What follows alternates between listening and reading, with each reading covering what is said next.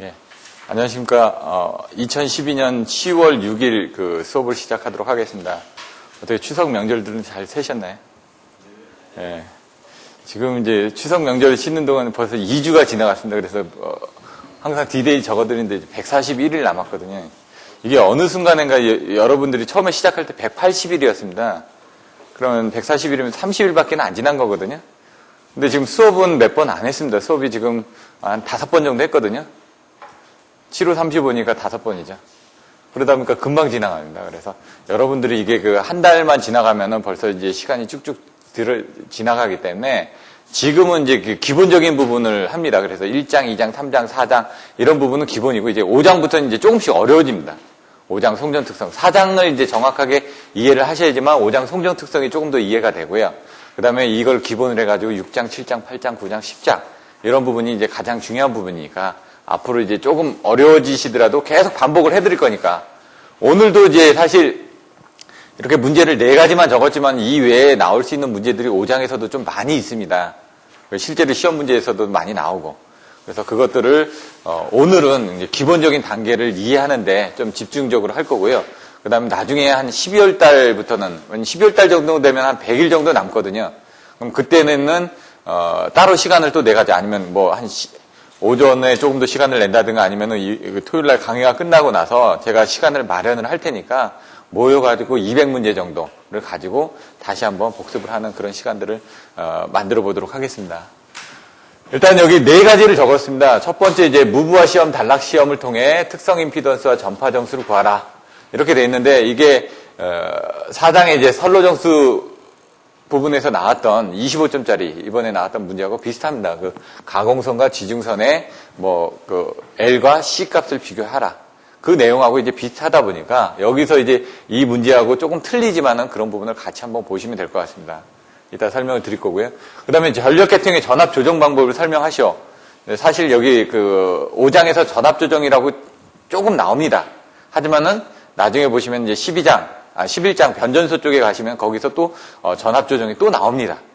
그렇기 때문에 그쪽에서는 더 중요하지만 여기서 이런 부분이 나왔기 때문에 여러분들이 전압 조정 방법에 대해서 미리 알아가시는 게 좋을 것 같아서 이런 부분을 넣고요. 여기는 이제 변전 설비 쪽에서 다시 또 중복이 된다. 그래서 이걸 아시려면은 조상기, 조상 용량, 조상 설비들에 대해서 오늘 뭐 사진이라든가 이런 것들을 가지고 조금 더 이해하실 수 있게끔 설명을 드릴 겁니다.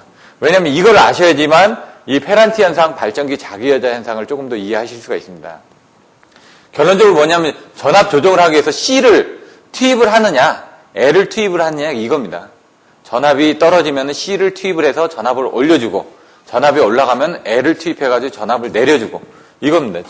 전압이 이렇게 기준이 있는데 전압이 상승이 됐습니다. 볼테이지 기준으로. 전압이 상승됐으면 L을 투입을 해가지고 이렇게 전압을 내려주면 됩니다. 근데 여기서 또 전압을 기준으로 해서 전압이 내려갔습니다. 그럼 어떻게 하냐? C, 진상성분을 투입을 해가지고 전압을 거꾸로 여기서 이렇게 올려준다는 얘기죠. 여기서는 이렇게 내려주고. 그래서 적정 전압의 범위 내로 유지를 하게끔 전압 조정을 하는 거죠.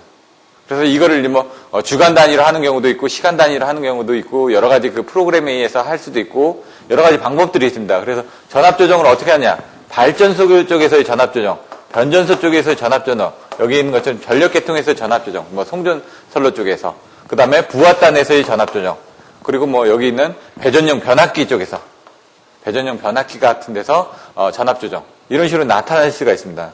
그래서 뭐 요거를 이제 뭐 발변 뭐 전부배 있는 발변 주배해가지고 주상 변압기 뭐 배전 변압기 뭐 이렇게 해가지고 나눠서 또 쓰실 수도 있는데 이런 것들은 나중에 뭐 10장 이후에 11장 이후에 변전소 쪽에 가서 보시면 다시 정리가 되니까 그때 한번 살펴보시면 될 것 같고요.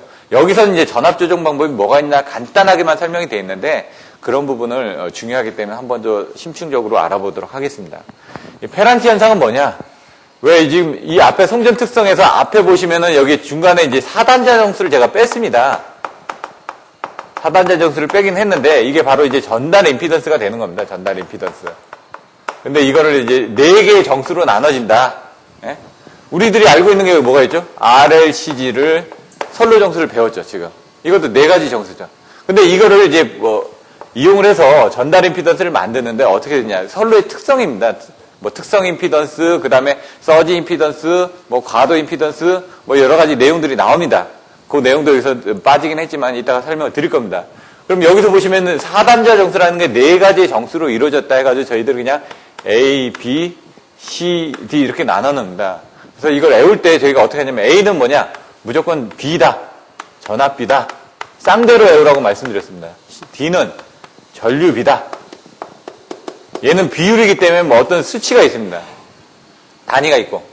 아니, 단위가 없죠. 얘는 단위가 없이 그냥 수치만 있습니다. 근데 얘는 이제 임피던스 B입니다. 단위가 있죠. 임피던스니까. ohm이니까. 얘는 어드미턴스 B입니다. 그래서 여러분들 외우실 때 A 전압비, 전류비, 임피던스 B, 어드미턴스 B 이런 식으로 쌍대로 외워놓으시면 나중에 이제 오래 가실 수가 있으니까 그렇게 외워두시라는 얘기죠. 그리고 여기서도 보시면 이제 A는 D다. 근데 이제 이게 콤마가 붙어서 아주 똑같지는 않습니다. 근데 이제 옛날에 사람들이 다 A는 D라고 하니까 실제로 시험 문제가 25점짜리가 나왔는데 여기는 뭐 1.18이 나오고 여기는 1.25가 나왔다. 틀리지 않습니까? 근데 이게 이제 같으면은 이제 계산값에서 AD-BC는 1이 나옵니다. 이렇게. 근데 이게 틀리다 보면 약간 이 값은 틀려지는데 이게 거의 근사치가 나옵니다. 실질적으로도. 그래서 AD-BC라면 1이라는 수치가 나옵니다. 이걸 이용해서 계산하는 부분들도 있으니까 그런 것들을 참조를 하시면 될 것 같고요. 중요한 거는 여기서 이제 여기는 빠졌지만 이제 단거리, 중거리, 이따가 다시 또 설명이 나옵니다. 장거리. 거리에 따라서 이렇게 나눠지는 겁니다. 왜냐면 선로 정수가 RLCG가 있는데 이게 이제 거리에 따라서 그 선로 정수를 어떻게 갖다 쓸 거냐 해석을 할 때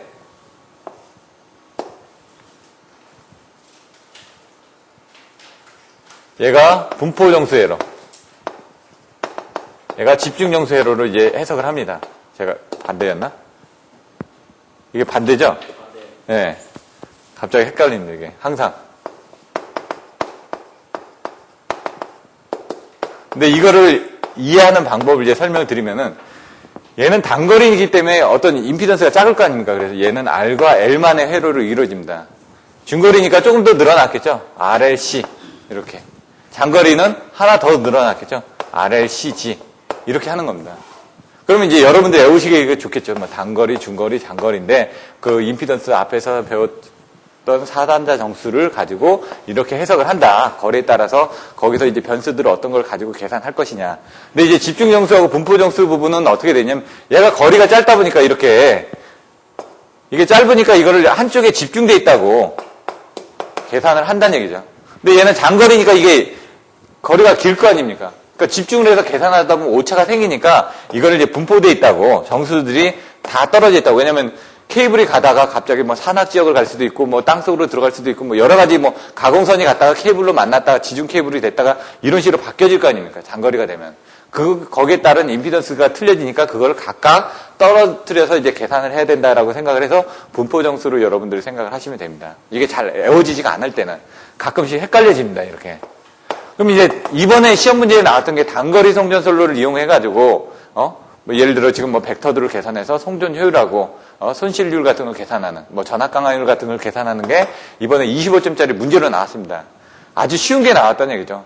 그리고 얘가 예제 7-3을 응용한 그런 부분이 나온 겁니다. 지금 7장에 가서 보시면은 전력계통공학의 7장.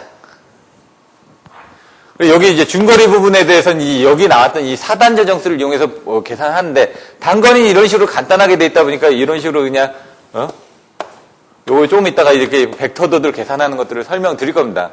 요게 이제 그림을 그리면은 발전기에서 이제 단자 전압이 나와서 배전반까지 해서 부하들이 이렇게 있겠죠. 로드가. 이게 송전단 전압 VS, 수전단 전압 VR 가의 관계를 단거리 가지고 임피던스를 가지고 여기 임피던스가 이렇게 있으니까 그걸 가지고 이제 계산한 겁니다. 그래서 요 수식, 이 그림들 익숙하시죠? 이 그림 하면은 P는 X분의 뭐 ES, ER, 사인 세타 해가지고 안정도에서 응용을 했거나 아니면 이걸 또 응용해가지고 이제 단거리 송전술로 해서 이제 임피던스를 가지고 계산을 한다는 얘기죠. 그럼 여기가 이제 송전단 전압이고 이만큼의 전압 강화가 생길 거 아닙니까? I는 똑같을 거 아닙니까? 임피던스에 상관없이. 이게 I가 되는 겁니다, 지금. 그 I하고 똑같은 부분만큼의 임피던스가 어떻게 되죠? R 플러스 JX로 나눠지죠. 여기 지금 IR에 대한 전압강화분이 생기고 IX에 대한 전압강화분이 생겨서 실질적으로는 여기가 IZ만큼의 전압가가 생긴다. 그래서 여기는 송전단 전압이고 여기는 수전단 전압이다. 이걸 이용을 해가지고 수식을 이용해서 계산하는 겁니다. 그렇다 보니까 얘는 어렵지가 않죠.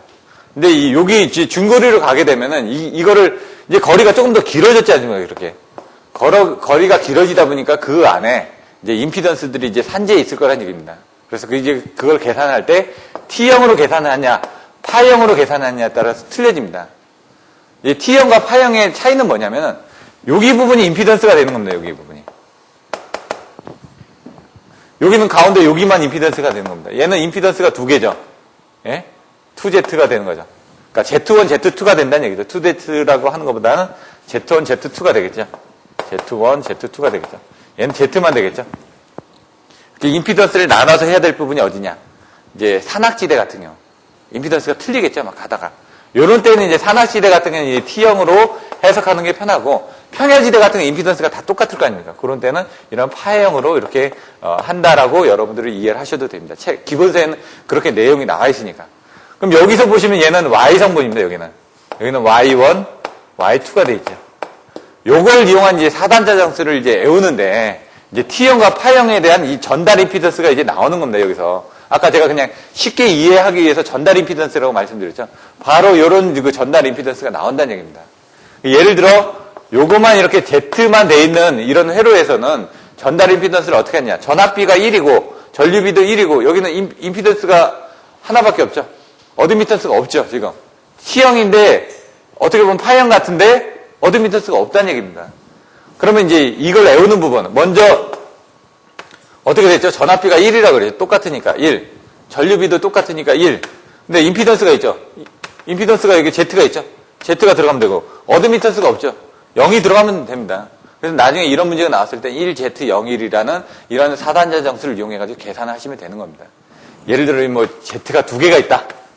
Z가 뭐 두 개가 병렬로 되면은 어떻게 되느냐 이런 것들을 계산하는 문제들도 나오고 그다음에 여기에 또 어떤 또 부분이 또 연결이 되겠죠. 이렇게 왜냐면 여기 나와 있는 것처럼 임피던스 이렇게 연결해가지고 나중에 그걸 직렬로 연결해가지고 계산을 해야 될 거 아닙니까? 임피던스를 전체적으로. 그럴 때 이런 임피던스들을 이런 정수로 변환해가지고 각각의 임피던스를 행렬로 이렇게 곱해주면 되겠죠. 이렇게. 그럼 나중에 원하는 값이 나오겠죠. 그걸 이용을 하는 겁니다. 지금. 그걸 이용을 하기 위해서 요 T형과 파형의 사단자 정수를 외우는 방법을 이제 설명을 드리는 거죠.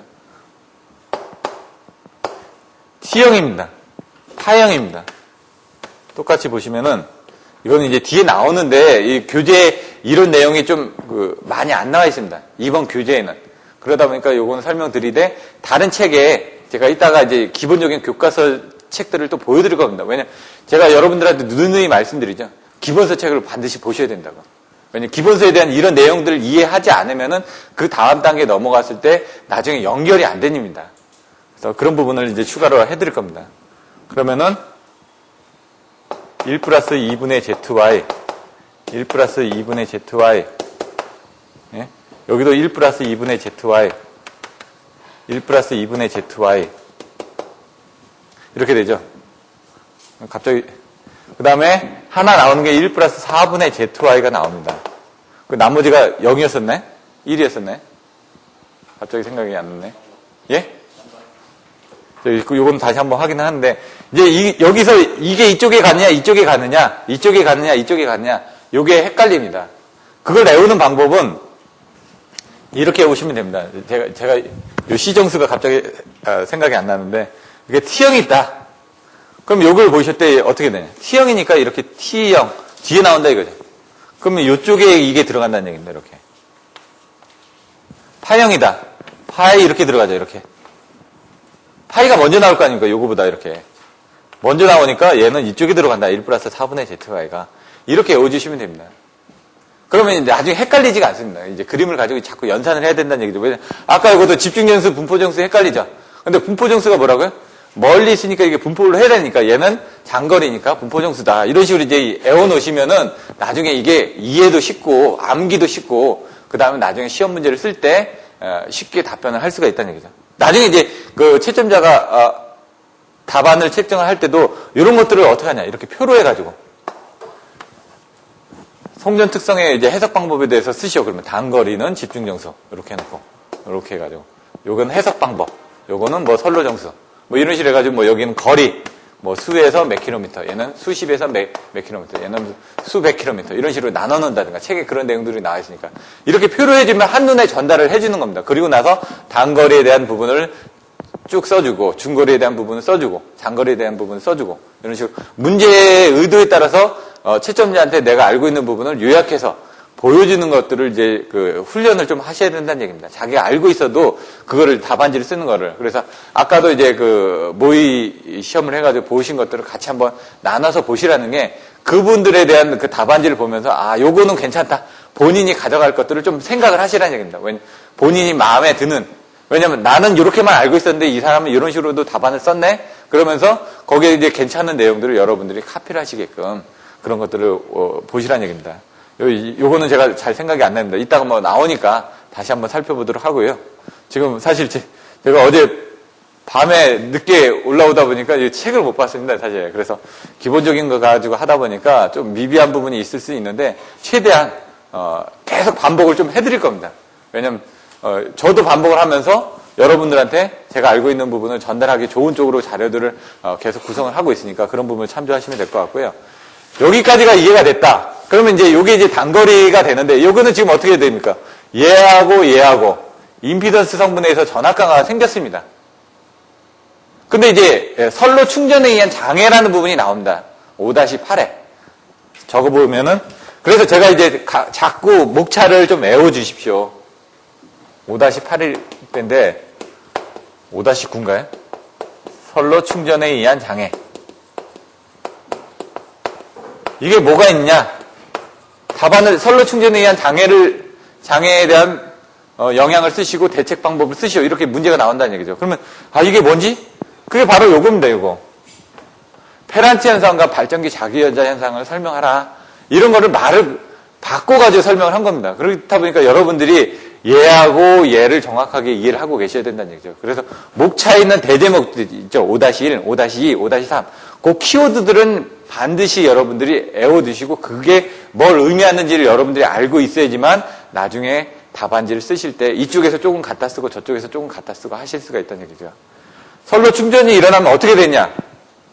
아까 얘기한 것처럼 이런 식으로 여기서는 전압강화가 생긴다는 얘기죠. 아까 설명드렸던 것처럼 C 성분이 전압이 올라가면 L 성분으로 떨어뜨리고 전압이 내려가면 C 성분을 올려준다는 얘기인데 거꾸로 이제 C 성분이 있으면 전압이 올라간다고 그랬죠. 그럼 선로 충전이라는 건 뭐냐면 여기에 충전이 돼 있다는 얘기입니다. 부하는 없는데 부하는 죽었습니다. 부하는 죽었기 때문에 L 부하는 안 쓰고 있다는 얘기입니다. 근데 전원이 인가돼 있죠. 전원이 인가돼 있다면 이 케이블의 C 성분이 크다고 그랬죠. 가공성보다 케이블의 C 성분은 몇 배 이상 크다? 예? 20에서 30배. 그러니까 얘가 이게 크다 보니까 어떻게 이 C 성분이 많다면 어떻게 되죠? 전압이 올라가겠죠? 전압이 올라가면 어떻게 생기냐? 페란치 현상 같은 게 어떻게 되죠? 이렇게 가서 전압 강화해서 이렇게 올라가야 되는데 C 성분이 진상이 되니까 얘는 지상인 L부하에 의한 전압 강화였었는데 이게 아니라 여기서 이런 식으로 진상으로 올라간다는 얘기죠. 진상으로 올라가게 되면 어떻게 됩니까? 여기서 지금 진상에 대한 IR하고 IX 성분이 되니까 이걸 합하게 되면 이렇게 되겠죠. 이 송전단 전압이고 이게 수전단 전압인데 보통은 어떻게 됩니까? 수전단 전압이 여기고 송전단 전압이 여기니까 얘가 항상 송전단 전압이 컸었다는 얘기입니다. 수전단 전압이 작고. 근데 얘는 거꾸로 해가지고 진상으로 올라가다 보니까 송전단 전압이 작고 수전단 전압이 높아지는 이런 페란치 현상이 생긴다. 그래서 그런 내용들을 설명을 해주는 겁니다. 그리고 거꾸로 이 C 성분이 많다 보면 이제 발전기 쪽에 어떤 그 여자 부분을 이 Q 성분이 들어가가지고 C 성분이 어차피 Q 성분하고 같이 보셔도 됐네. 그런 식으로 해가지고 얘가 발전기의 자기 전압이 이제 스스로 상승을 하는 자기 여자 현상이 생긴다는 얘기입니다. 그 발전기 단자 전압이 올라가다 보니까 왜냐면 그렇게 되면 이제 문제가 되겠죠. 그런 부분에 대한 것들을 설명하는 겁니다. 그래서 발전기 자기 여자 현상에서는 이제 그래프가 나옵니다. 이렇게 이쪽은 전압에 대한 그래프고 여기는 전류에 대한 그래프입니다. 이렇게. 여기에 조금 더 헷갈리실 수도 있습니다. 뭐 단거리, 그다음에 중거리 해가지고 이렇게 그림 나와 있고 이렇게 나와 있습니다. 그래서 이런 그림들이 뭘 의미하는지 이따가 살펴보시게 될 겁니다. 그래서 이런 것들도 외워주실 때 이런 내용들을 이해하고 나서 외워주시면 조금 오래 간다는 얘기입니다. 성종용량 계산법 이쪽으로 보시면 이제 이것도 이제 10점 내지 10점짜리로 가장 많이 나올 수 있는 부분들이고요. 이런 것들은 25점짜리로 나올 수 있는 부분입니다. 그래서 10점짜리로 나올 수 있는 부분에 대해서도 보시면 여러 가지로 나올 수도 있습니다. 뭐 예를 들어 고유부합법이 뭔지 이제 저희가 외우라고 그랬죠. 고성상스. 네? 고성상스 이제 키워드 이제 나옵니다. 그러면 고유부합법, 성종용량 계산법, 그 상차각에 의한 방법, 스틸에 의한 실험식. 그래가지고 이따가 제가 오늘 이거만 5번 정도는 이상 반복을 해드릴 겁니다. 이따가 다시 또 보시면 되고요. 거기에 대한 내용들, 성종용량을 어떻게 계산을 해야 되는지, 단거리일 때, 중거리일 때, 장거리일 때, 성종용량 계산법들에 대해서 또 상세적으로 또 나눠 놓을 겁니다. 그래서 그런 것들에 대해서 또 살펴보도록 하겠습니다. 그래서 대략적으로 이제 전체적인 흐름은 여기가 이렇게 되어 있습니다. 물론 지금 다시 또 설명을 드릴 겁니다. 그걸 보시고 조금 더 먼저 머릿속에다가 어떤 것들을 공부하게 되실지 한번 넣어놓고 가시면은 이 교재에 있는 내용들을 조금 더 이해하기 쉬우리라고 생각이 됩니다.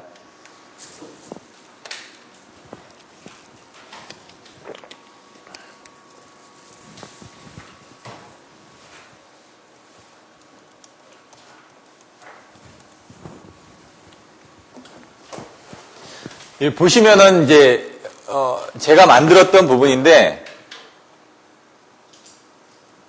여기 보시면 송전 특성이 나옵니다. 5장 송전 특성이죠. 그래서 뭐로 나눠진다 그랬죠? 단거리, 중거리, 장거리로 나눠진다. 이걸 나중에 해석할 때 어떻게 하냐면 등가에르로 그리고 벡터도로 설명하는 문제들이 나온다는 얘기입니다. 지금. 그럼 단거리는 뭐라고요? 집중회로라고 그랬죠? 중거리도 집중회로라고 그랬죠? 장거리는 분포정수회로를 해석한다고 그랬습니다. 예? 요거를 이제 머릿속에 넣고, 그다음 단거리는 뭐라고요? RL. 중거리는 RLC. 장거리는 RLCG. 이런 식의 개념을 가지고 이제 접근을 하셔야 된다는 얘기입니다. 그럼 이제 집중정수회로는 어떻게 나눠지냐? 장거리 성전설은 뭐라고요? 분포정수회로다. 그래서 단거리를 설명하고 송전단 전압과 전압강화율을 설명하시오. 이게 이번에 25점짜리로 나왔다는 얘기죠. 그러니까 쉽게 나옵니다. 보통 이제 중거리에 대한 T형, 파형을 많이 물어봅니다. 근데 단거리를 물어봤다는 건 쉽게 나왔다는 얘기입니다. 경우에 따라서 이제 장거리 성전설에 대한 그 분포정수 회로를 미분 방정식으로 해석하시오. 라는 내용이 나옵니다. 그거는 이제 조금 어렵죠. 시간도 많이 걸리고. 그래서 그거는 경우에 따라서 여러분들이 암기를 하셔가지고 쓰셔야 될 수도 있습니다. 결론은 이제 쌍국수함수로 나오는데 걔도 어떻게 되냐? 아까 설명드렸을 때 어떻게 됐죠? 여기 4단자 정수가 이렇게 4개가 있었죠. 그럼 여기가 뭐라고요? 전압비. 여기 D는 전류비. B 부분은 임피던스 부위. C 부분은 어드미턴스 부위. 그럼 여기 장거리 성전설로에서도 뭐 보시면 여기는 코사인. 여기는 코사인. 여기는 사인. 여기도 사인. 이런 식으로 대수 쌍대가 이렇게 됩니다. 일단 이것만 알고 가시면 그 다음에 옆에다 하이퍼블리 뭐 감마 L 이렇게 붙여주시면 되니까 그건 어렵지가 않다는 얘기입니다. 그것처럼 쌍대로 외워주시면은 나중에 여러분들 편합니다. 물론 이게 나중에 그 이상전압에 가가지고 이상전압의 반사 투바 때도 이런 부분을 가지고 이런 그 2x2 행렬로 여러분들이 이해를 하시는 부분이 많아질 수가 있습니다. 보시면은 뭐라고 되어 있죠? T형, 산악지대, 파이형, 평야지대라고 그랬죠. 왜? T형은 임피던스가 2개로 나눠지니까. 그렇게. 장거리 송전솔로에 대한 분포정수 회로를 해석하면 이게 미분 방정식으로 해석이 될 수가 있고 쌍곡선 함수로 분해가 되고 이걸 전파 방정식을 이용해가지고 4단자 정수로 이제 계산이 된다. 이런 식으로 이제 여러분들의 흐름을 이런 키워드를 가지고 지금 설명드렸던 거를 머릿속에 넣어놓고 이제 가셔야지만 나중에 그 문제를 이해하시기가 쉽습니다. 특성 임피던스에 대한 그 이름이 여러 가지가 있습니다. 집에서 뭐 개똥이라고 부르는데 밖에서는 뭐 써니라고 부를 수도 있고 영어로 닉네임이 있을 수도 있고 그거하고 똑같은 겁니다. 근데 이제 나중에 이제 파동 임피던스에 대해서 물어보면은 특성 임피던스는 알고 있는데 파동 임피던스를 모릅니다. 똑같은 얘기인데 그럼 답안지를 못 쓰는 거겠죠. 서지 임피던스는 뭐냐? 어차피 이제 아까처럼 전달 임피던스로 생각을 하시면 됩니다. 고유에 대한 전달 임피던스인데, 그게, 서지가 들어왔을 때 생기는 임피던스냐, 아니면 파동 같은 것도 뭔가 움직이는 거니까. 그거 자체 고유에 대한 특성을 얘기하는 부분이구나. 그래서 특성과 파동과 서지는 같다. 근데, 실질적으로도 그 선로정수에 있는 임피던스를 넣어가지고 계산해보면, 실제로도 300에서 한 500옴 정도가 나옵니다. 계산하는 다른 문제들도 보시면은. 그래서 요 정도가 나온다. 왜냐면 선로정수가 그렇게 돼 있다 보니까.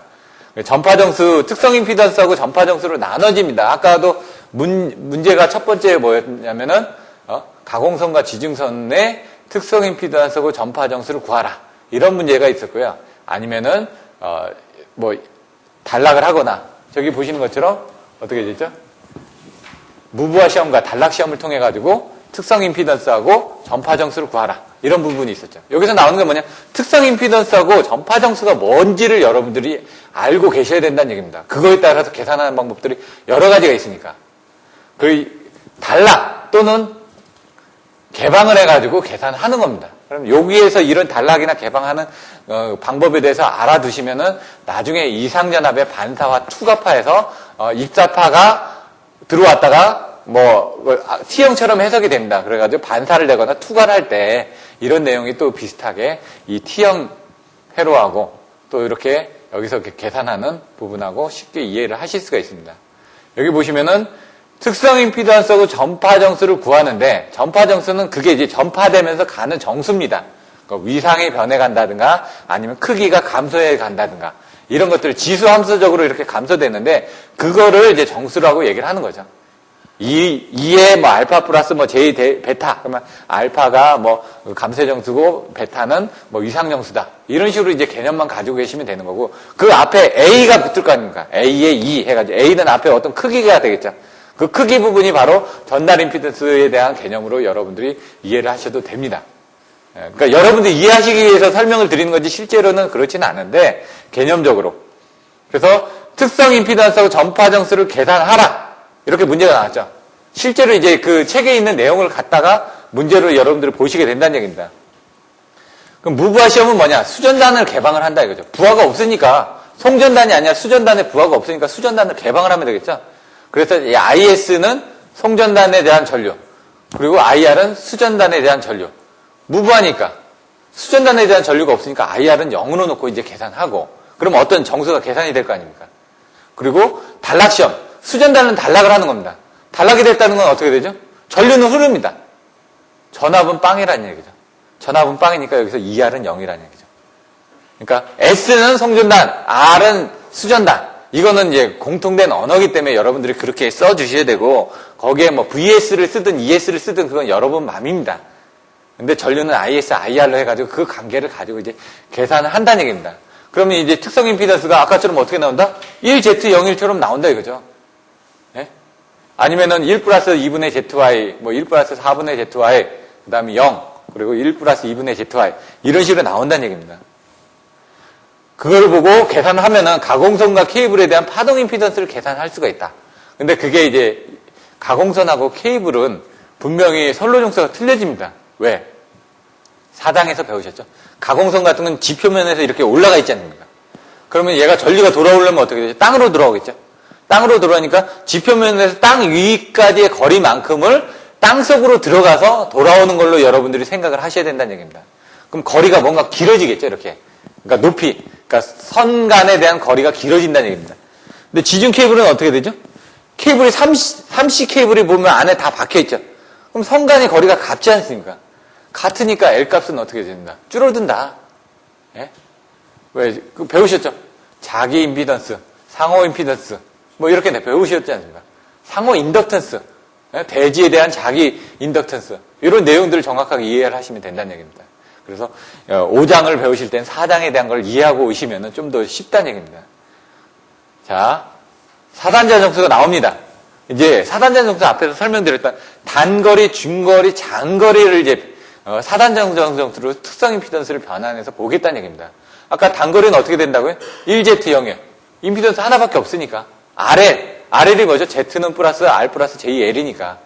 RLC는 좀 틀려지겠죠?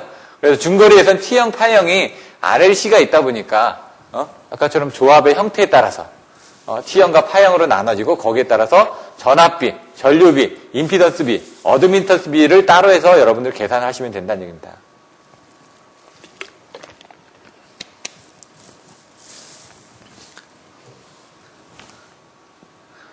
자, 이제 장거리. 장거리 여기다 그려보시면 여기가 뭐라고요? 코사인. 여기가 뭐라고요? 코사인. 여기가 뭐라고요? 사인. 여기가 뭐라고요? 똑같이 사인.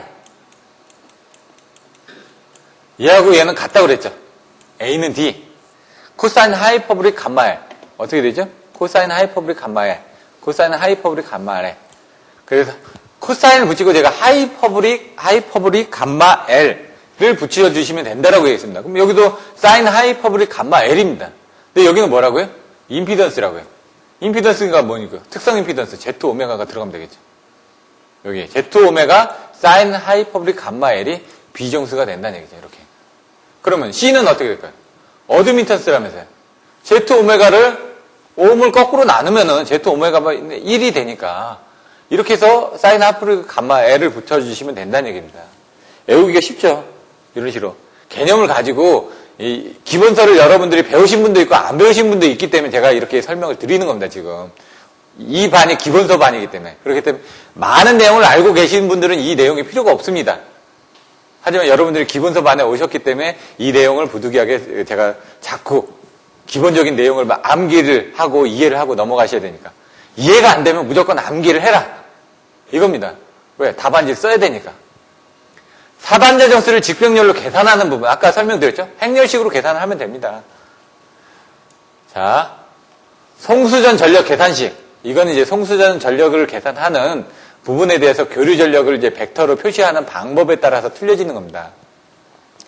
S는 P 플러스 JQ로 나눠집니다. P상 전력은. 역률과의 관계가 있죠. 근데 이걸 계산하기 편하게 하기 위해서 여기 보시는 것처럼 지상부의 전력을 정으로 규약을 하게 되면 P 플러스 JQ가 이제 계산하기가 편해집니다. 근데 지상부의 전력이 아닌 진상부의 전력을 정으로 계산을 하다 보면 P 마이너스 JQ로 계산을 해야 된다는 얘기죠. 그러면 이제 계산하기가 복잡해지겠죠. 그러니까 A 접점으로 쓰느냐, B 접점으로 쓰느냐, 이거하고 똑같은 거죠. 개념으로. 그래서 이제 이거를 이제 정의로 규약해서 그림을 설명하고 정전압 송전 방식, 송전단 전력과 송수전단 전력을 계산한다. 이거를 이제 이해를 해야지만 여러분들이 전력 원선도상에서 이해를 하는 겁니다. 쉽게 설명드리면 이겁니다. 그냥 개념으로 보시면은 이따 설명드리겠지만은 여기에 V가 있고 여기 I가 있습니다. 여기에 기준이죠. 그러면 V는 이만큼, I는 이만큼. VI 코사인 세트로 계산하지 않습니까? 근데 어떻게 되죠? 요만큼의 전압이 그 위상이 더 들어갔죠? 그러니까 요걸 빼줘야 된다는 얘기입니다. 결론은. 이걸 빼주기 위해서 이제 어디다? I에다가 요걸 빼주려면 요만큼만 빼주면 되죠. 그러니까 P는 V에 I에 콘주게이트를 이렇게 치죠. 여기 뭐 루트 3이 들어가든 3이 들어가든 1이 들어가든 상황에 따라 틀려지니까. 요 콘주게이트가 들어갔다는 게 요 허수부 성분을 요만큼을 빼줬다는 얘기입니다. 요만큼을. 그렇게 계산을 해야지만 S는 뭐 해가지고 P 플러스 JQ로 계산했을 때 이게 정의 방향으로 계산하기가 편하다는 얘기입니다. 요 내용입니다. 개념은. 그거를 이제 조금 더 어렵게 그림 그려놓고 내용 설명하고 한 겁니다. 그래서 여러분들이 의미가 뭔지만 정확하게 이해하고 그 다음에 읽어보시고 거기에 대한 것들을 조금 더 살을 붙여 나가시라는 얘기입니다. 자, 전력 원선도상에서는 이게 요 다음 장에서 또 설명을 다시 한번 또 반복을 드릴 겁니다. 다른 사람이 작성을 한 거 가지고 항상 처음에는 제가 개념을 잡아두고 그 다음에 문제를 들어갑니다. 왜냐면 개념을 잡은 상태에서 문제를 들어가야지 이 문제가 지금 뭘 얘기하는 문제구나 이해를 하고 들어가셔야지 여러분들이 쉽게 이해를 하실 수가 있으니까. 자, 전력 원선도상에서는 이렇게 5가지를 외운다고 합니다. 여기 있는 것처럼 상체설, 역조. 근데 뭐 다른 방법도 있습니다. 뭐 상차각을 계산할 수가 있고 최대 송수전 전력을 계산할 수가 있고 뭐 역률이라든가 조상기 용량 등을 계산해서 볼 수가 있다. 이런 내용들입니다. 전력 원선도를 통해서. 근데 이제 전력 원선도가 뭔지는 뒤에 다시 설명을 드릴 겁니다. 전압 조정은 뭐라고요? 아까처럼 부하 전력과 조상 용량과의 관계. 왜? 부하에 대한 성분에 따라서 조상기를 투입을 한다. L을 투입을 한다. C를 투입을 한다. 이거를 설명하겠다는 얘기입니다. 그래서 여기 이제 조상 설비로는 뭐가 있냐? 동기 조상기가 있고 전력용 콘덴서가 있고 블로 리액터가 있다. 전력용 콘덴서는 C를 투입을 하는 겁니다. C만 넣을 수가 있습니다. 블로 리액터는 L만 집어넣을 수가 있습니다. 동기 조상기는 C와 L을 마음대로 넣을 수가 있다는 얘기입니다. 그게 뭐죠? SVC죠. 이제 나오는 전압조정 방법의 SVC, 팩츠에 나오는 HVDC에 나오는 이런 내용들. 1장에서 나왔었죠. 교류 부분 나오면서 직류송전의 장단점 나왔잖아요. 거기서 HVDC가 나왔죠. 그다음 팩츠가 나왔죠. 팩츠가 들어가게 되면 이제 사이리스터를 이용해서 컨트롤하는 TCSC나 TCR이나 TCS나 이런 부분들이 나오죠. 그걸 이제 조합을 한 게 바로 SVC라는 얘기입니다. 스태틱 볼테이지 컴펜세이터, 스태틱 바 컴펜세이터. 이 용어들이 약간 틀려질 수는 있습니다. 근데 거의 비슷한 내용들이니까. 선로 충전에 의한 장애가 뭐라고요? 아까처럼 C성분이 늘어난다고 그랬죠. 충전이 됐으니까. 충전이 됐다라는 건 부하가 죽어서 C성분이 늘어나서 C성분에 의해 늘어났으면 뭐가 생긴다고요? 전압이 올라간다고요. 그런 식으로 이제 한 단계, 꼬리에 꼬리를 물듯이 이제 이해를 하시면 됩니다. 그러면 전압이 올라갔다는 건 뭐죠? 페런트 현상이 생겼다는 얘기입니다. 또 뭐가 있죠? 발전기 자기여자 현상이 생겼다는 얘기죠. 발전기 쪽이 스스로, 왜?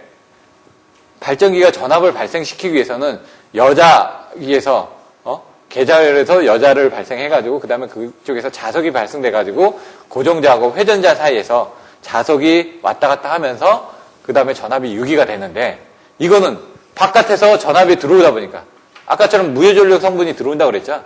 예? C성분이니까. 무해전력 성분이 들어오면서 얘가 전압을 올려주는 게 되는 거죠. 발전기가 스스로 전압이 올라가는 겁니다.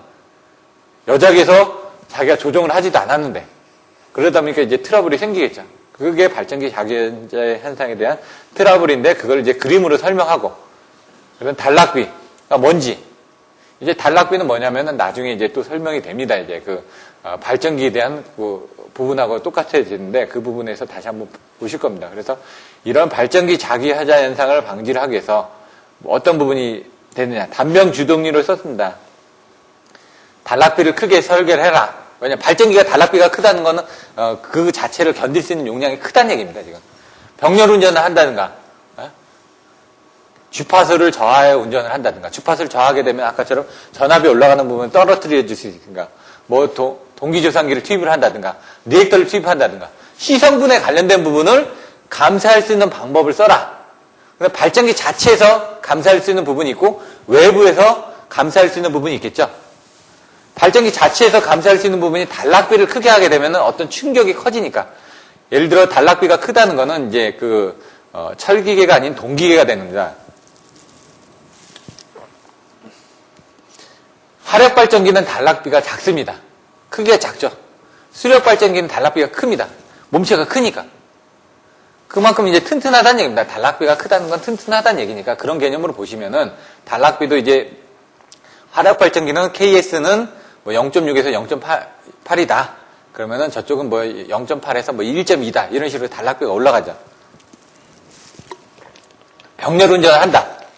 그러면 전압을 분배를 할 수가 있겠죠. 주파수를 저하해서 운전한다. 주파수가 떨어졌다는 건 그만큼 자기가 뭔가 올려줄 수 있는 성분이 있다는 얘기죠. 얘를 강제적으로 떨어뜨린다. 왜? 주파수는 나중에 보시면은 전력하고 관계가 되어 있습니다. 전력은 P는 VI 코사인 세타 아닙니까? 전압이 올라가니까 주파수를 저하했다는 건 반대 개념이니까 이렇게 보시면 됩니다. 그럼 동기조상기를 투입을 한다. 바로 C성분을 떨어뜨리기 위해서 L성분을 동기조상기 L성분을 투입을 한다. 리액터를 투입한다. 이런 식으로. 단병 주동기가 나와야 된다는 얘기죠. 그리고 여기서도 보시면 이제 다시가 여기 있다. 1 플러스 로가 뭐고, 이런 수식들. 이게 뭐라고? KS는 이거보다 커지면 된다. 문제는. 발전기 자기 여자 현상을 할 때는 단락비를 알아야 되고요. 그 단락비를 크면은 발전기 자기 여자 현상이 덜 일어난다. 이거죠. 그러면은, 그래서 이 KS를 크게 하기 위해서는 어떻게 해야 되느냐. 전압을 올려줘야 된다. 전압을 내려줘야 되겠죠. 그렇다 보니 Q성분을 줄여줘야 되겠죠. 그런 내용들이 여기 안에 들어있는 겁니다. 다음에 이제 전력 조류 계산이 나옵니다. 전력 조류 계산은 여러분들이 전력 개통공학에서 배우게 됩니다. 거기서 4장에서 배우나요? 그러니까 목차를 대략적으로 알고 계시면 되는데 전력 개통공학에서 1장, 2장, 3장은 그렇게 중요하지 않기 때문에 좀 넘어가고 4장부터 설명하는 경우가 있습니다. 근데 1장도 그 부하의 표현, 발전기의 표현 이런 것들은 중요하기 때문에 그건 알고 계셔야 됩니다. 여기서 3장 같은 경우는 제가 보기에는 뭐 10년에 한 번 나올까 말까 하는 문제들이 나오기 때문에 그것들은 다 설명을 안 합니다. 전력조류 계산은 뭐냐면 발전기에서 발생된 유효전력과 무효전력의 흐름을 계산을 하는 게 전력조류 계산입니다. 전력의 흐름을 계산한다. 조류. 흐름을 계산한다는 얘기입니다. 근데 전력이 어디서 발생되죠? 발전기에서 발생되죠. 그래서 여러분들이 발전기에서 발생된 유효전력과 무효전력의 흐름을 계산하는 부분이 전력조류 계산이다. 이렇게 이해를 하고 계시면 됩니다. 왜 이런 것들을 수행을 하느냐? 나중에 지금 보시면은 부하를 증설을 한다든가 콘덴서를 집어넣는다든가 하면 개통 운전 조건이 바뀝니다. 그걸 미리 시뮬레이션을 하는 거죠. 한전에서 어떻게 되죠? 지금 전력구로에서 항상 시뮬레이션을 해가지고 뭐 EMS를 통해서 기계 발급 안전화했죠. 기본 기능, 개통 뭐 운전 기능, 발전원 모의 훈련 기능, 급전원 발전 모의 훈련, 급전원 뭐 훈련, 안정도, 뭐 자료 취득, 원방 감시 이런 식으로 이제 여러분들 외우라고 그랬죠. 그 EMS에서 여러 가지 기능들을 하면서 이런 그 모의 사고 같은 걸 상정 사고를 해석을 해가지고 어떤 조치가 일어났을 때는 어떻게 투입을 해야 된다. 예를 들어 지금은 전력 예비율이 한 지금 14% 정도 되더라고요. 보니까. 근데 이제 전력 예비율이 5% 이하가 되면 문제가 되죠. 그 5% 이하를 해놓은 게 지금 5단계로 나온다고 그랬죠. 이번에도 시험 문제 25점짜리를 나왔는데 500만 킬로와트, 400만 킬로와트, 그 다음에 300만 킬로와트, 200만 킬로와트. 그걸 어떻게 외우라고요? 관주경심으로 외우라고 그랬죠. 관주경심. 딱 나와야 된다는 얘기예요. 관심 단계, 주의 단계, 경보 단계, 심각 단계. 그래서 400만부터 이렇게 해가지고 500만부터는 관리를 합니다. 500만부터 이제 정상 부분인데 400만원이 떨어지면 이제 관심을 하고 있다가 이제 주의 단계가 들어가면 그때부터 이제 부하를 조정을 하기 시작한다는 얘기죠. 경계 단계가 들어가면 그때는 이제 뭔가 끊어내겠죠. 심각 단계가 들어가면 그때는 어떤 지역을 정전을 시킬 수도 있다는 얘기입니다. 불화가 탈락되지 않게끔. 마찬가지로 그럴 때 이런 전력조류 같은 걸 통해 가지고 이쪽을 끊어졌을 때 전압이 올라간다든가 아니면 전력량이 갑자기 막 변동이 돼 가지고 다른 계전기가 동작을 할 수도 있지 않습니까? 갑자기 이쪽이 끊어지면서 전압이 상승이 된다. 그러면 안 되니까 그런 부분을 봐가지고 이런 현상이 생겼을 때는 여기를 끊지 말고 이쪽을 끊어라라든가 이런 것들을 계산해낼 수가 있다는 얘기입니다. 그래서 그걸 계산하는데 전력계통이 어떻게 되어 있습니까? 발전기가 다 병렬로 연결되어 있지 않습니까? 그럼 계산하기가 힘들다는 얘기입니다. 그래서 이거를 어드민턴스로 계산을 하게 되면 더해주면 되니까 병렬에서는. 그래서 I는 R분의 V에서 I는 Y2가 된다는 얘기입니다. 그래서 거기에 대한 자기 임피던스, 상호 어드민턴스 이런 부분이 계산이 된다는 얘기입니다. 얘도 전달 임피던스입니다. 전달 임피던스인데 어떻게 계산한다? 어드민턴스로 계산하면 더해주니까 계산이 편리해서 어드민턴스를 썼다라는 것만 알고 계시면 됩니다. 모두 벡터니까 뭐 실수값으로 표현했다. 근데 이걸 이제 계산하는 방법이 뭐가 있다? 직각좌표로 하거나 극좌표로 하는 부분이 있다. 나중에 이제 교재에는 없습니다. 여러분 교재는 없는데, 요거는 이제 개통공학에서 나오니까 간단하게만 설명드리면 이제 기질량과 미질량이 있습니다. 4가지의 변수가 필요합니다. 항상 계산할 때. 예? P, Q, V, 델타. 그거를 어떻게 하느냐에 따라서 틀려진다는 얘기죠. 얘기가 나왔으니까 쓰면은 모선이 3개가 있습니다. 기준 모선. 다른 말로 뭐라고요? 슬랙. 또 다른 말로 스윙. 이게 3가지가 같은 얘기입니다. 제가 마우스를 쓰다 보니까 글씨는 이렇지만 아까 뭐 특성 임피던스 뭐라고요? 서지. 또 파동, 과도. 예. 예, 고유. 예. 그런 식으로 이제 여러 가지 4개 이상의 단어로 똑같아진다는 얘기다. 예. 과도 접지적, 서지 임피던스 로딩. 그거는 L이 붙었을 때. C로 해가지고 여러분들 C도 계산을 합니다. 예. 근데 이제 그거는 이제 10점짜리이기 때문에 제가 25점짜리 문제, 저 안에 보시면 여러 가지로 저걸 10점짜리로도 나눠줘야 된다는 얘기죠. 그럼 기준 모선은 어떻게 되냐? 기준이 되니까. 아까처럼 무한대 모선을 통해가지고, 그 전력줄을 계산하다 보면 중간에 손실이 생깁니다. 손실이 생긴다는 건 유효전력 손실도 생기고, 무효전력 손실도 생기겠죠. 그 손실을 이제 계산을 해줘야 되다 보니까 얘는 P하고 Q 값을 마음대로 플러스를 해준다는 얘기입니다. 그러니까 걔가 미지량이 되는 겁니다. 그러니까 무한대 모선이다 보니까, 무한대 모선은 네 가지로 돼 있었죠. 전압, 미할은 그 크기와 위상이 부하의 증감 없이 관계없고, 극히 큰, 용량을 가진, 무한대 전원을 무한대 모선이다. 이렇게 1, 2, 3, 4로 제가 외우라고 그랬죠. 얘가 기준 모선이 무한대 모선이 되는 겁니다. 근데 무한대 모선을 이제 그 한 개를 잡아도 되고 두 개를 잡아도 됩니다. 근데 어떤 건 이제 프로그램에 따라서 두 개를 잡으면 안 들어가는 프로그램도 있습니다. 우리가 지금 어떻게 계산하냐면 지금 정전이 되면은 우리나라는 다 정전이 됐죠. 그럼 청평양수가 돌아가지고 그때부터 이제 발전기 전원을 공급을 합니다. 그래서 발전기가 살기 시작해가지고 이제 되는데 그때 계산할 때는 어떻게 되냐? 청평양수가 이제 기준 모선이 된다는 얘기예요. 근데 평상시 때는 어떻게 되냐? 기준 모선이. 우리가 어떤 계산을 할 때가 기준이 있어야 될 거 아닙니까? 우리나라는 삼천포, 뭐로 가도 삼천포가 빠진다고 그러죠? 저 남쪽에 있는 삼천포가 기준이 되는 겁니다. 왜? 남쪽에 있으니까, 거기서부터 기준을 해가지고 다 위상각을 계산하고 그렇게 합니다. 자, 이제 그 기준 모선에서는 V하고 델타는 기지량입니다. 알고 있는 기지량. 얘는 미지량. 모르는 건 뭐라고요? P하고 Q값. 얘는 손실이 생기니까 그걸 기준 모선에서 뭔가 부담을 해줘야 되겠죠. 그러면 그 다음에 뭐가 있을까요? 발전기 모선, 젠, 부하 모선, L, 그리고 발전기 모선도 나눠지는데 발전기 쪽에서는 뭘 알고 있죠? 발전기 용량이 얼마인지, 그 다음에 전압이 얼마인지 알고 있습니다. PV 모선이라고 얘기를 합니다. 그럼 부하는 뭐죠? P하고 Q 값을 알죠? 얼마를 쓴다는 건. 근데 상태에 따라서 전압이 떨어지기도 하죠. 부하는 항상 정해져 있습니다. 얼마만큼 쓴다는 건. 근데 이제 그 개통 조건에 따라서 어떻게 전압이 떨어질 수도 있고 올라갈 수도 있고 그렇죠. 왜냐면 들어오는 전압에 따라서 틀려지니까. 그리고 그 상태에 따라서 지금 위상각도 틀려질 거 아닙니까? 얘는 P하고 Q 값을 아는데 V하고 델타를 모른다는 얘기입니다. 이렇게 외워주시면 된다는 얘기예요. 물론 이제 발전기도 V하고 P하고 Q로 나눠집니다. 그것도 사실은. 근데 여러분 외우실 때는 이렇게 외워주셔야 된다는 얘기죠. 이렇게. 그럼 얘는 모르는 게 뭐죠? Q하고 델타를 모른다. 이걸 계산하는 게 이게 전력 조류 계산이다. 이겁니다. 뭐든지 표로 의미를 뭐라고요? 항상 그림을 그리고 도표하고 자꾸 이렇게 하셔야 된다는 얘기입니다. 이게 도표로 딱 돼 있으면 이제 한눈에 딱 보여진다는 얘기입니다, 이게. 그러려면은 개념적으로 알고 계셔야 되기 때문에 그 개념을 넣은 겁니다. 송전 용량은 지금 틀려집니다. 이거 송전 용량 계산하는 것도 나옵니다. 154에서는 송전 용량 얼마가 되겠죠? 300. 300이 맞나요? 저도 좀 헷갈리는데. 그리고 3, 4, 5는 2100.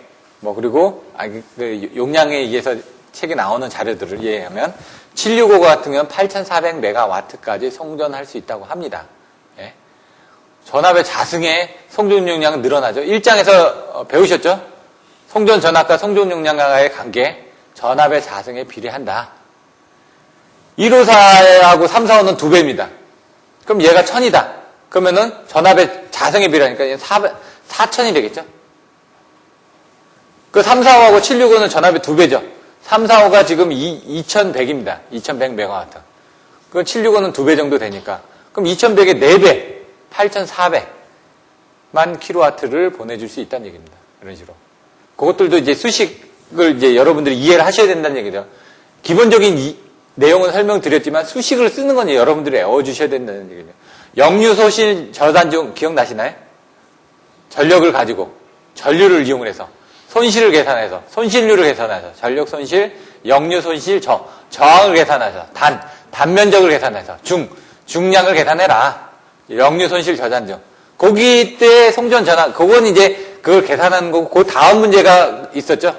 그런 식으로 이제 여러분들이 자꾸 그 키워드가 나와서 그걸 써주실 수 있게끔 계속 반복을 해드려야 된다는 얘기입니다. 송전 용량에서는 단거리 송전 용량 결정, 이제 허용전류, 전압 강화, 예? 그 다음에 효율, 기계적, 뭐 이런 식으로 나옵니다. 이번에 나왔죠? 25점짜리로.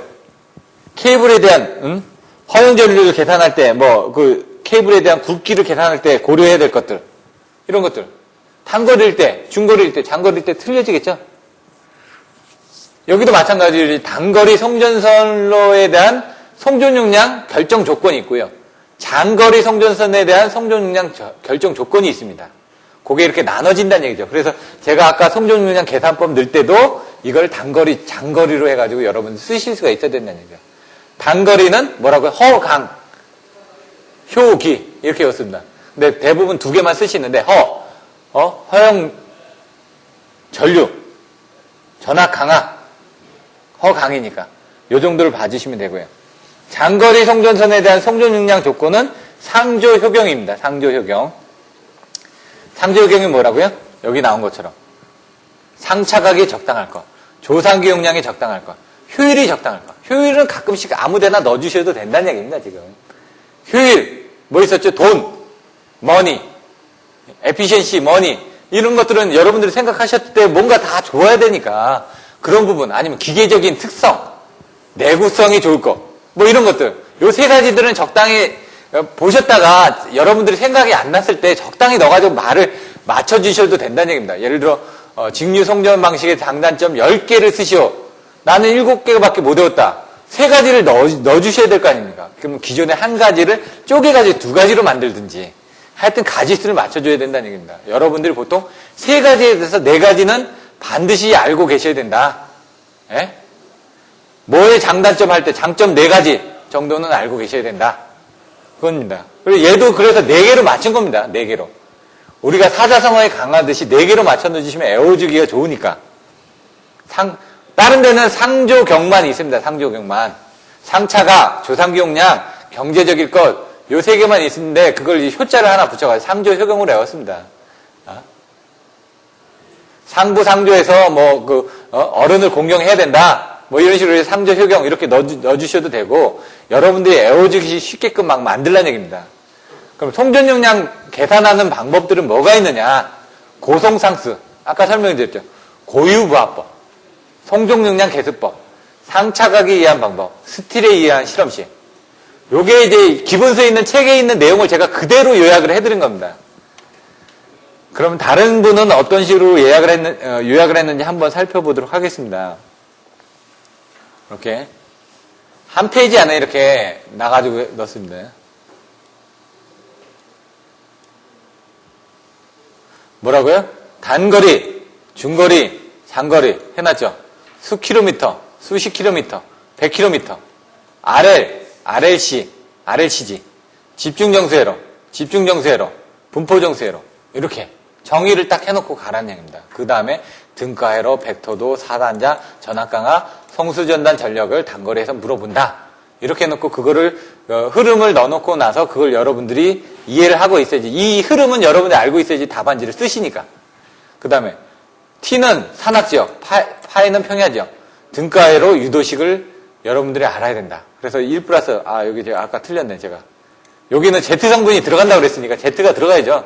여기는 Y 성분이 들어가야 되니까 여기가 Z가 들어가고 여기가 Y가 들어간데 Z1 플러스 4분의 ZY 부분만 추가가 되는 겁니다. 저도 이제 안 보다 보니까 혼돈이 생겨서 이제 여러분들이 아시겠죠? 1 플러스 2분의 ZY는 A하고 D는 같으니까 똑같이 나온다.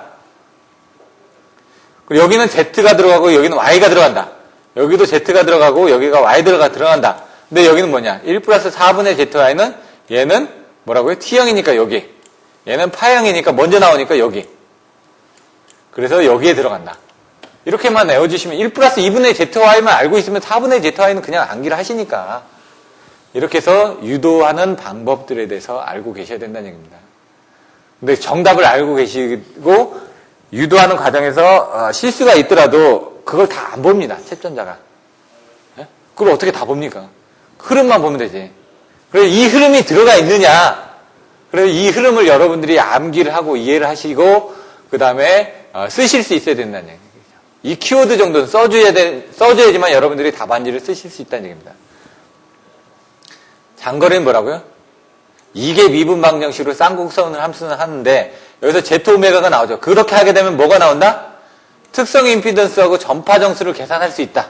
키워드가 그겁니다. 특성 임피던스하고 전파 정수를 계산할 수 있는데 특성 정수는 뭐라고 나눠진다? 특성이 이제 고유에 대한 임피던스다 이거죠. 그래서 고유 임피던스다. 근데 외부에서 뭔가 치고 들어오더라도 생기는 고유 임피던스니까 서지가 들어오더라도 아니면 파동이 생기더라도 생기는 고유 임피던스다. 이렇게 외워주시면 된다는 얘기입니다. 그럼 이 네 가지 부분이 정확하게 한 방에 해결이 되죠. 그 다음에 감쇄정수하고 위상정수가 있다는 얘기죠. 감쇄정수는 진폭이 줄어드는 거, 위상은 위상이 늘어나는 거. 그거 어떻게 되냐? 그림으로 그리면요. 이렇게 가다가 이제 줄어들면서 이게 점차 이렇게 길어진다는 얘기죠. 이렇게. 그러면 진폭이 줄어들었으니까 이게 감쇄정수고, 위상정수는 여기에 대한 위상과 여기에 대한 위상이 이제 틀려졌죠? 위상이 자꾸 변해됐으니까. 이걸 얘기하는 겁니다. 왜냐면 임피던스가 이제 그거에 따라서 변해지니까, 특성에 따라서. 그거를 이제 계산하는 게 코사인, 사인, 제토오메가 1 나왔죠. 전압비, 전류비, 어드미턴스비, 임피던스비. 이것만 명확하게 알고 계시면은 이 송전 특성의 이 부분은 끝난다는 얘기입니다. 근데 여기서 이제 나올 수 있는 게 단거리 25점, 중거리 25점, 장거리 25점 이런 식으로 나오니까 여러분들이 이걸 머릿속에 넣어놓고 있다가 이번처럼 이 안에서 25점짜리 문제가 나온다. 그럼 답안지를 쓰셔야죠. 전력 원선도는 정의만 설명드리겠습니다. 송수전단의 전압의 크기를 일정하게 하고 상차각만을 변화했을 때 PQ가 어떻게 흐르는가를 관계를 표시한다. 아까 뭐라고 했죠? 전력조류 계산이 PQ의 흐름을 계산한다는 얘기죠. 전력 원선도도 만약 PQ의 흐름을 계산하는 겁니다. 근데 이건 옛날에 원선도를 그려가지고 송전단에서 보내주는 거하고 수전단에서 받는 부분을 가지고 전압을 일정하게 넣고 상차각이 변동이 될 거 아닙니까? 그러면 상차각이 변동되면 P는 X분의 ES, ER, 사인 세타에서 P값이 변동이 되겠죠. 그 P값이 어떻게 변동이 되는지를 전력 원선도상에서 원선도를 따라가면서 이제 부하량이 얼마나 변했다. 이거를 보겠다는 얘기입니다. P값하고 Q값을. 그림을 그려주시면 어떻게 되냐면은 이렇게 해가지고 있는데 이쪽에 송전단에 대한 부분, 수전단에 대한 전압 부분 이렇게 전압돼 있는데 얘가 뭐냐? 이렇게 내리면 얘가 P값, Q값이 된다는 얘기입니다. 이렇게. 여기 이제 전압이 되고 얘가 전압이 되는데 요게 상차각이 된다는 얘기죠. 이렇게. 상차각이 변동이 되면 얘가 이렇게 변화될 거 아닙니까? 그럼 이쪽이 P값이 됩니다. 이쪽이 P. 이쪽이 Q값이 됩니다. 이게 Q. 이런 식으로 이제 P에 대한 부분, Q에 대한 부분을 틀려지겠죠. 그게 뭐 어디를 따라서 쫓아간다? 이 전력 원선도를 따라서 쫓아간다. 라는 걸 가지고 계산한 겁니다, 이게. 그걸 이제 반지름으로 가지고 계산하는데, 여기는 최송산 조역으로 했습니다. 최대 송전 전력, 송전 손실, 송전 효율 나오죠? 그리고 또 뭐가 나와요? 상차각. 왜 정의를 정확하게 알고 있으면 안다는 얘기죠. 정의가 상차각을 변화시키는 거니까. 상차각을 변화시켰을 때 뭐를 가지고 계산한다? P하고 Q를 계산한다고 그랬죠. 그럼 그걸 가지고 계산할 수 있는 게 P하고 Q, 최대 송전 전력, 수전 전력, 그리고 손실이 얼마나 생긴지, 효율이 얼마나 되는지 나오겠죠? 그 다음에 상차각 나오겠죠? 그 다음에 거기에 따른 P하고 Q가 바뀌니까 어떻게 됩니까? C성분을 넣어야 되니까 조상 용량이 나오겠죠. 그리고 역률이 나오겠죠. 그래서 정의를 정확하게 이해하시고 그 다음에 필요한 것이 뭔지를 이해하시면 얘도 쉽습니다. 근데 이거를 이제 계산해서 쓰는 건 좀 어렵습니다. 이걸 막 그 수식을 변환해가지고 쓰기는 이게 한 5년 전쯤에 한번 나왔습니다. 전력 원선도가. 그리고 한 15년, 10 몇 년 전에 한번 나왔었습니다. 그러니까 잘은 안 나옵니다. 근데 문제가 나왔을 때 알고 있는 사람은 쓰면은 점수가 나오겠죠. 6문제 중에 4문제 25점짜리로 나오니까 얘는 25점짜리 문제로 나옵니다.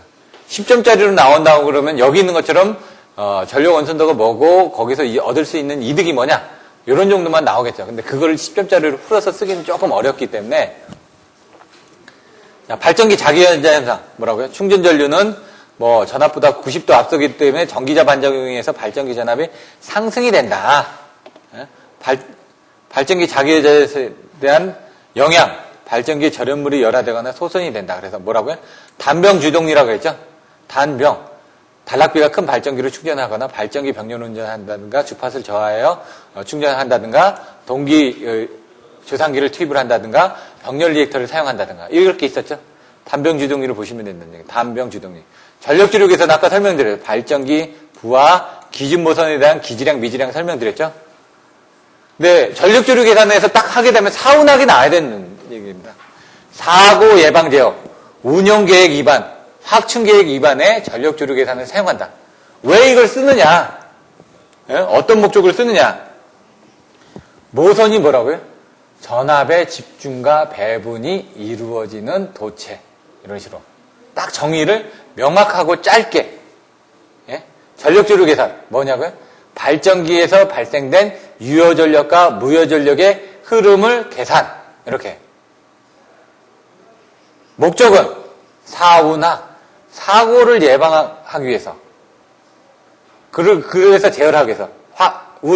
운용계획을 위반을 하기 위해서. 왜? 아까처럼 그 전력주력에 따라서 운용계획을 위반해요. 확충계획 위반. 운용계획이나 확충계획은 비슷한 언어입니다. 이렇게 보시면 됩니다. 장거리 송전용량 결정 조건은 뭐라고요? 단거리는 허강, 허용전류, 전압강하. 장거리 송전용량 결정 조건 뭐라고요? 상조 효경, 상차 가격이 적당할 것, 조상기 용량이 적당할 것, 효율이 적정할 것, 경제적일 것. 이렇게. 경제적임. 송정용량 계산법 뭐라고요? 고송상수, 고유부하법, 송정용량 계산법, 상차각에 의한 방법, 스틸에 의한 실험식. 송정용량 증대 방법이 또 나눠집니다. 단거리 송전선로의 송정용량 결정 조건 뭐라고요? 허강, 허효강이죠. 허용전류, 효율, 전압강하. 장거리 송전선로의 결정 조건 뭐라고요? 상조효경. 나왔죠? 송정용량 계산법 뭐라고요? 고송상수. 앞에서 나왔던 거 그대로 쓰시면 된다는 얘기입니다. 그 지중송전선로의 송정용량 증대 방안. 뭐가 있었죠? 케이블에 대한 것들을 바꿔줘야 된다 이거죠. 온도를 바꿔줘야 되니까. 예를 들어 가공송정선로 같은 경우는 송정용량을 증대할 수 있는 부분이 복승신이라고 얘기했습니다. 뒤에 나오지만. 근데 지중송정선로 같은 경우는 땅에 묻어져 있다 보니까 뭔가를 바꿀 수가 없습니다, 지금. 그래서 뭔가를 바꾸려면 어떻게 하냐? 케이블을 바꿔야 되겠죠. 그럼 새로운 케이블을 써서 온도를 견딜 수 있는 부분. 90도, 100도, 210도, 230도 나오죠? 예? 그때 설명드렸던. 그거에 따라서 SC, 가공송정선로도 온도에 따라서 틀려집니다. 여기서도 새로운 전력 케이블. 예? 관극초. 예? 관로 기준 케이블, 극저온 케이블, 초전도 케이블. 나왔죠? 관극초. 관극초가 나와야 된다는 얘기입니다, 여기서. 지중 케이블 쓸 때. 이런 내용에서 할 때 그런 내용들이 써주시면 되고요. 케이블의 그 손실이 뭐냐? 그림 그려드렸죠? 앞에서. 그런 것들을 갖다 여기다 이제 더 쓴다는 얘기입니다. 앞에서 배웠던 거를. 가공 송전선로의 송전용량 증대 방안. 복승신이라고 했죠? 복도체. 복도체가 되면 어떻게 되죠? 임피던스가 줄어들죠. 임피던스가 줄어들게 되면 손실이 줄어들죠. 손실이 줄어드니까 송전용량이 증대가 되겠죠. 이렇게. 전압을 승합을 한다. 전압을 승합을 하면 송전용량이 증대가 된다 그랬죠. 왜? 전압의 자승에 비례해서.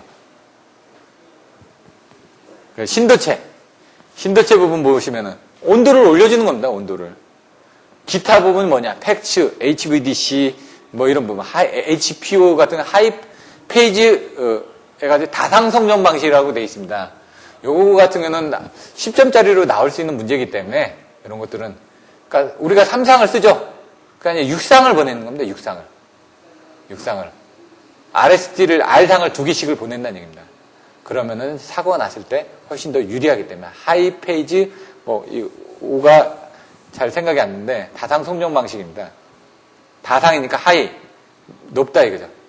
페이지 다상 송정 방식이 5 같은데 이따가 한번 내용이 나올 테니까 찾아보시면 되고요. 전압 조정 방법이 여기 나와 있습니다. 전압 조정 방법은 발변 주배 이렇게 나와 있고 직접 하는 방법, 간접하는 방법, 기계적으로 하는 방법, 정기적으로 하는 방법. 그 다음에 직접은 변압기에 탭을 조정을 하는 거죠. NLTC나 OLTC, IVR, 전압 유도 조정기 같은 것들을 이용해서. 여기는 발전기, 동기조상기, 콘덴서, 블로리액터, SVC, 직렬 콘덴서 나오죠. 정렬력 콘덴서에 대해서 병렬력 콘덴서를 어떻게 구성이 되는지.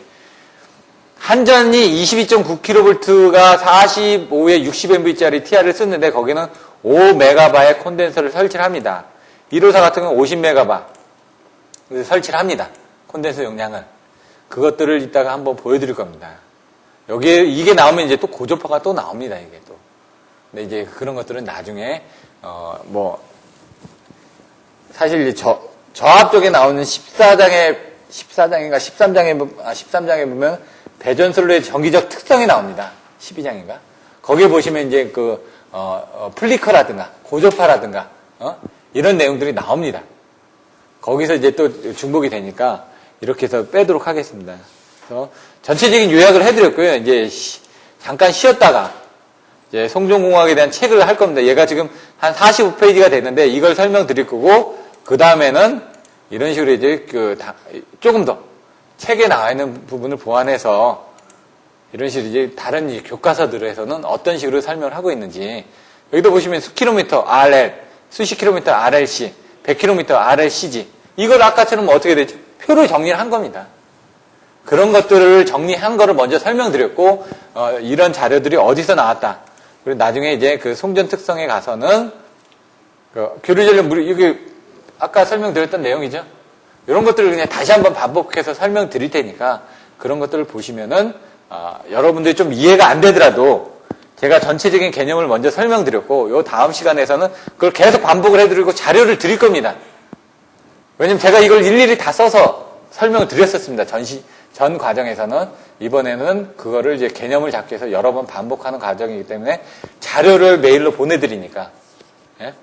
혹시라도 이제 동영상을 들으시는 분들은 학원 측에 제가 자료를 같이 송부를 해드리겠습니다. 보내드릴 수 있는 자료는 물론 이제 대외비 성분이 있어서 제가 못 드리는 자료들도 있습니다. 왜냐면 그런 것들은 이제 좀 이해를 해주시고 가능하면 제가 자료들을 많이 보내드리려고 노력할 테니까 잠깐 쉬었다가 다음 시간에는 여러분 교재부터 해가지고 계속 반복해서 학습을 진행하도록 하겠습니다. 그럼 쉬도록 하겠습니다.